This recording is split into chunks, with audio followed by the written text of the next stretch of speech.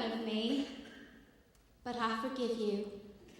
For in the words of Jesus Christ, to who I dedicate my crown, y'all knew not what y'all did. I just knew in my heart that one day my life would change.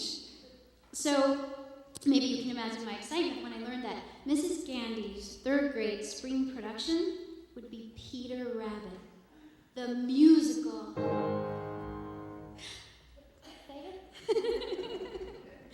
I figured I was a shoo-in for Flopsy, and my fallback position was Mopsy. But at the very least, there was this whole big garden full of flowers, and I could just see me as a big, languid, droopy iris, or, perky little daisy, or sophisticated, chain-smoking chrysanthemum.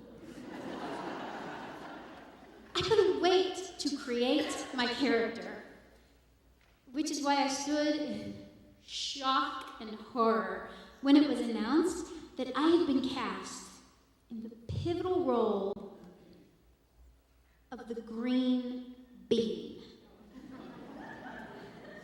I heard Keith Toole in the hallway. Oh my God, who ever heard of a fat green bean? After school, I went to Mrs. Gandy in tears. I said, Mrs. Gandy, I cannot do this. They're going to make fun of me. And I can sing, Mrs. Gandy. My talent is wasted on that bean. I cannot die with my music in me. Mrs. Gandy took me by the shoulders. She said, Rhonda Faye, you listen to me, child. In my show, there are 4 bunny rabbits. And there's a whole lot of radishes and cabbages and various other vegetables. But there is one green bean. And you are that bean. She said, now I'll write you a solo, but I want you to get up there and pour your heart out on that stage, and don't you let those horrible children tell you who you are. You get up there and show them who you are. I decided in that moment to be the best golden green bean ever to grace the stage. But what to do about the hideous green bean costume? First of all, there was this 2-foot-tall pea pod hat with a curly thing on top. Then I don't want to wear a 2-foot-tall pea pod hat with a curly thing on top. I wanted to wear a tiara. So I stapled my glittered-up Burger King crown to the pea pod hat. And I just happened to have it with me today.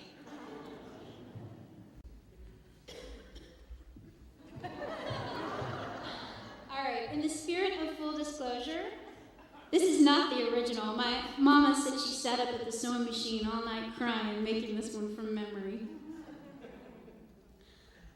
I looked in the mirror, and I felt gorgeous. And then I had a brainstorm. The bedazzler. I usually have to explain this to audiences up north. I think y'all might know that the bedazzler is like a staple gun for rhinestones.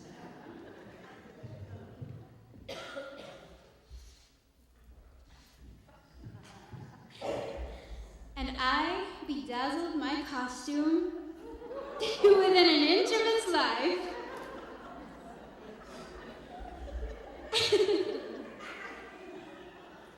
And just in case my panties showed, I bedazzled my panties.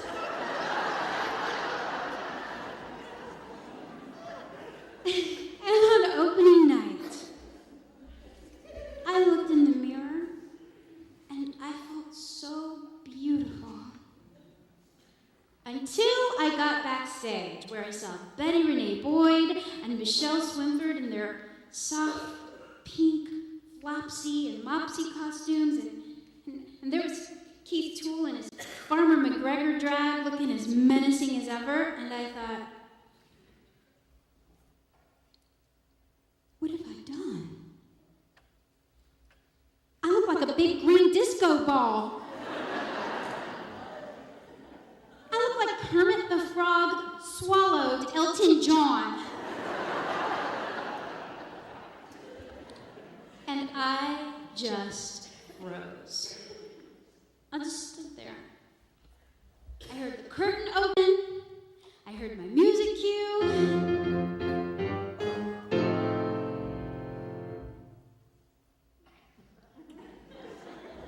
I heard Mrs. Gandy backstage whispering, "Rhonda Faye, go, go." I just couldn't do it.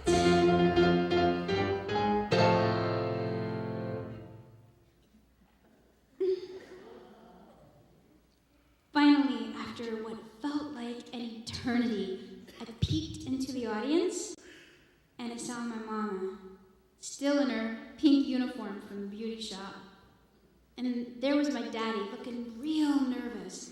But he gave me this thumbs up and a smile that said, "You'll be okay. You'll be great." And I just knew in my heart that he was wrong. But then I saw them. Miss Helen, Miss Melba, Miss Neva, Miss Faye, even Miss Vader. They all came out to see me do a show because they loved me exactly the way I was, and I couldn't let them down. So I took a deep breath and I started to sing. And the song I sang that night is still real close to my heart because it's sort of become a theme for my whole life.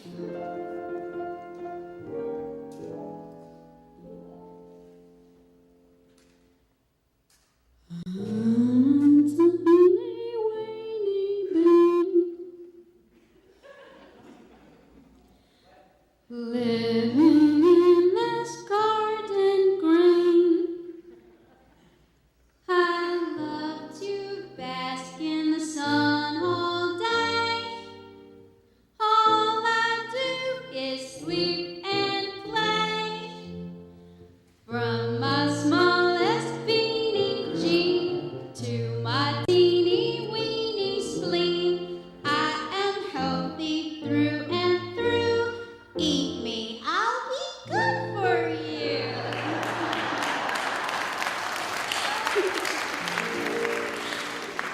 In this garden, if you'll pardon me for bragging, you will